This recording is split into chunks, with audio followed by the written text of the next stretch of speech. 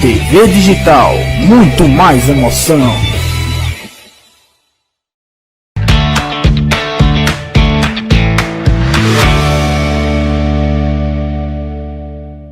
Olá, amigos telespectadores da TV Digital, do quadro Consultório do JO. Hoje estamos mais uma vez no consultório da psicóloga Georgia Matos. Ela vai falar conosco sobre o tema fobia social. Um tema bastante importante, um assunto que a gente vai debater a partir de agora e que muita gente confunde, né, Georgia, com timidez. Boa noite. Boa noite, Ricardo. Boa noite a todos. Sim, muita gente confunde a fobia social com timidez. Porque, assim, a timidez é uma coisa normal. Tem pessoas que são mais extrovertidas, né, que desenrolam melhor. Tem pessoas que são mais introvertidas. E aí a timidez. E tá tudo bem, tá ok. Nada de ruim ser tímido, ser mais introvertido. Mas tem algumas pessoas que essa timidez é muito exagerada, sabe? É uma timidez crônica, como a gente chama, a fobia social. São pessoas que, por exemplo, não conseguem lidar bem com interação social, não conseguem lidar bem com outras pessoas, tem medo de falar com outras pessoas, de sair e ter que interagir com outras pessoas, tem medo da crítica, né, que possa ocorrer, ele tem medo do julgamento, medo de falar alguma besteira. Então, às vezes, né, o que acontece nessa fobia social a pessoa não sai de casa, muitas vezes ficam dentro de casa assim durante anos, sem sair, com medo exagerado dessa exposição. E elas travam, simplesmente elas paralisam. E acontece muito, inclusive, isso dessa fobia social, ela começa geralmente na adolescência. E aí, às vezes, tem uma remissão espontânea com o passar do tempo, né, à medida que ela vai crescendo, vai amadurecendo, ela fica boa sozinha, mas muitos casos não. Precisa de uma ajuda, né, uma ajuda profissional, em que a gente vá ali entrar com várias técnicas, entrar com várias estratégias. Tem estratégias bem interessantes na terapia cognitivo-comportamental, tanto estratégias cognitivas como técnicas dentro da reestruturação cognitiva, como também tem muitas técnicas comportamentais. E esse é um tratamento, né, o tratamento da fobia social, é um tratamento que, olha, não demora muito, viu?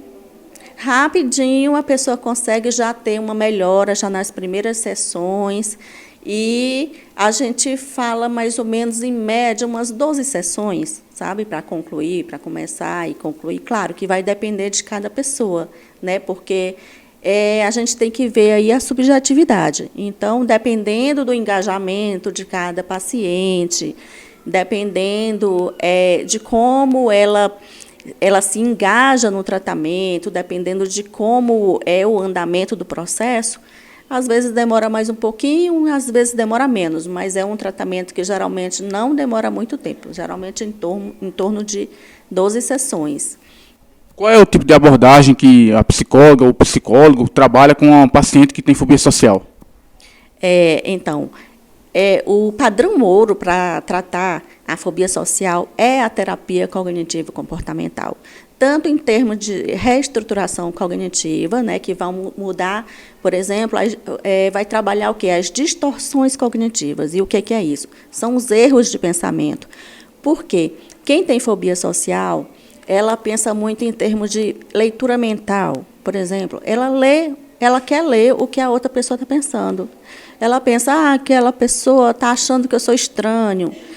Eu não vou falar com aquela pessoa porque ela vai me achar inadequado, vai achar que eu estou falando besteira, aquela pessoa vai me julgar, vai me criticar. Esse é o pensamento de quem tem fobia social. Também nós temos outras distorções cognitivas que são erros de pensamento, né? Por exemplo, catastrofização.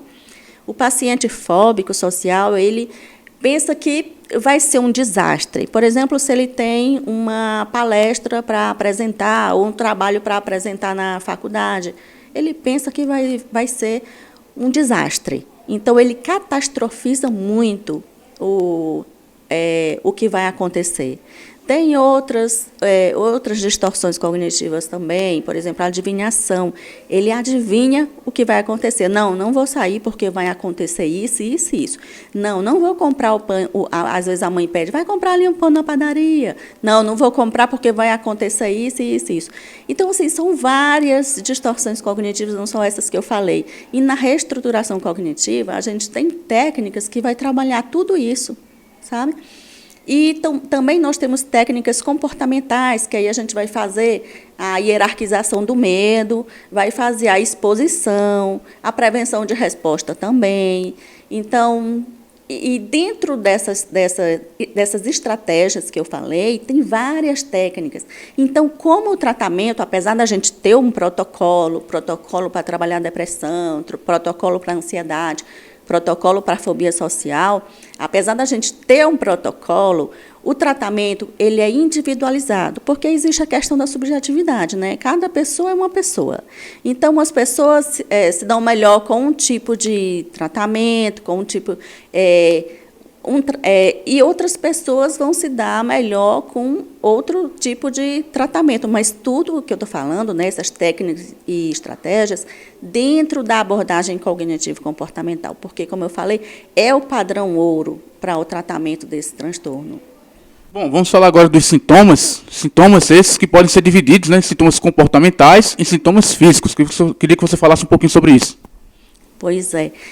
O sintoma das pessoas, né, que têm fobia social, geralmente, é o medo de se expor em público, medo da interação social.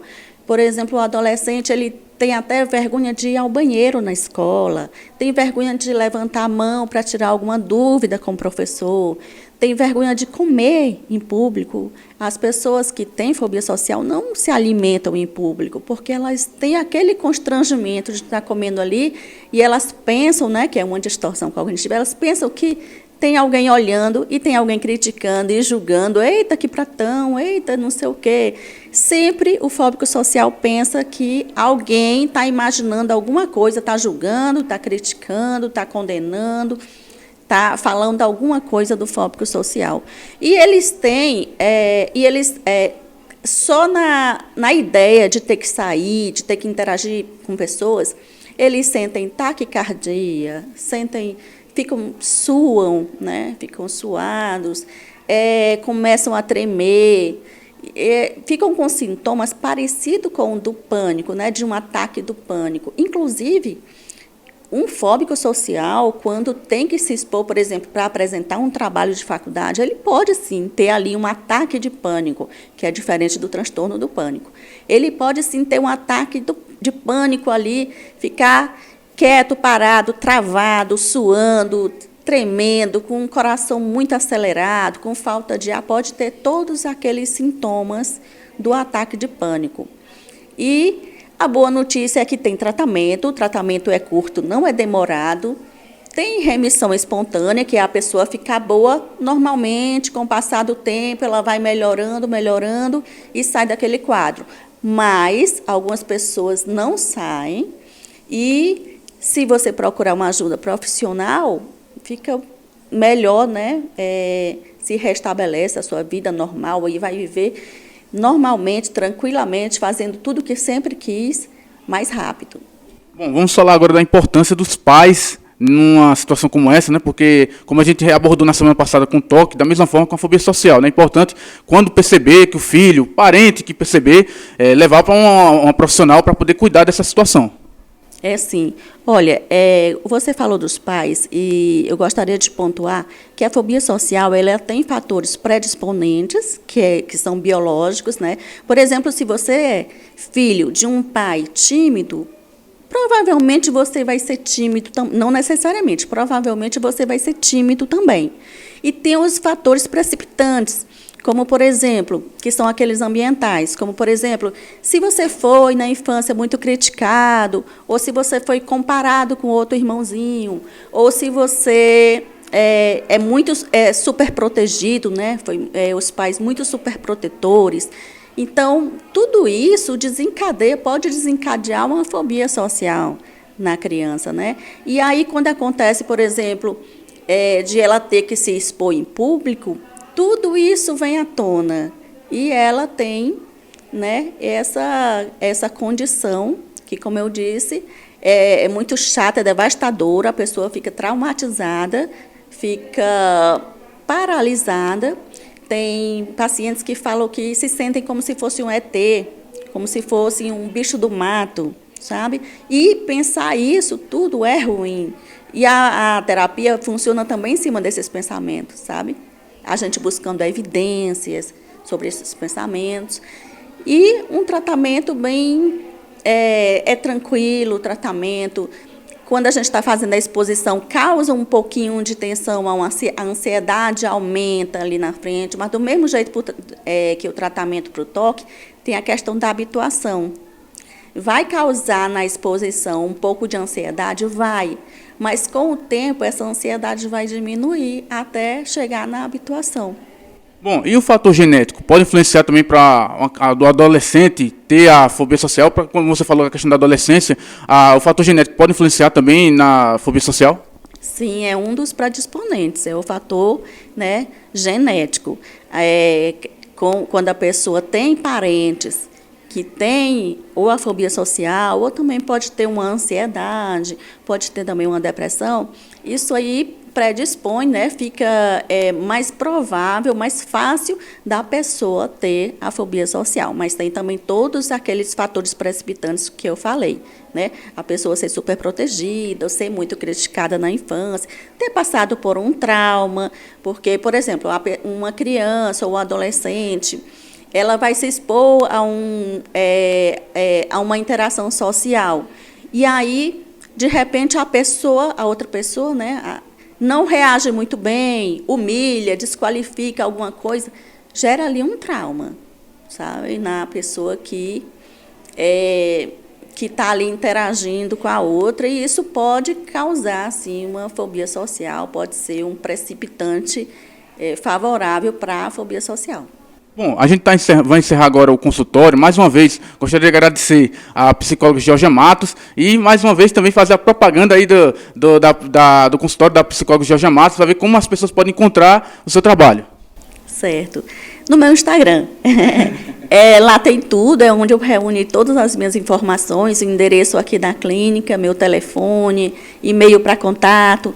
Então, meu Instagram é o @georgia.matos com um T. @georgia.matos.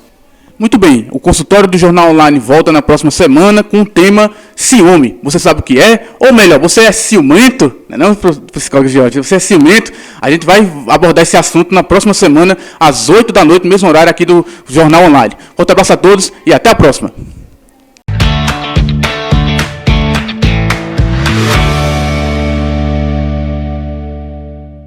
TV Digital, muito mais emoção.